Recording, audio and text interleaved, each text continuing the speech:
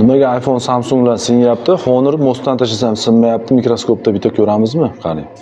Hozir bir ilmiy asoslaymiz buni. Mana iPhone'imiz mikroskop ostida turibdi. Bu mana iPhone'ning ekrani va ramkasi. O'rtasida hech narsa yo'q. Ichida bor lekin o'rtasida yo'q. Bunga zarba yetsa, bunga tegishiga juda oz masofa.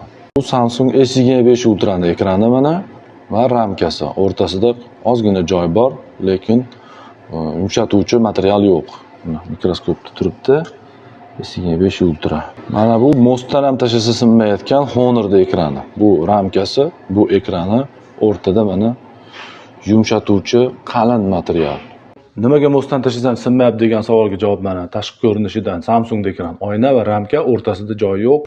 Mana bu Honor'diki ramka, ekranda oynasi va o'rtasida bunga nisbatan 2 yoki 3 barobar kattalik joyda amortizatsiya beruvchi yumshoq material turibdi. Mana. Sezilyaptimi? Qanaqa amortizatsiya beryapti? Korpus ham billayaptimi hisobida? Qara. Bu telefonlar faqat tashqi ko'rinishidagi farqlar edi. iPhone'ni ham bilasizlar, chunki bu iPhone deb zarbaga qarshi himoyasi bor deb reklama qilingan. Bu nimaga asoslangan? Hali buni ichlarini ochib ko'ramiz. Honor'da ham ichida 6 ta yumshatuvchi qavati bor deb reklama yozilgan ekan. Buni ham ichini ochib hali tahlillarni davom etamiz, kuzatishda davom eting.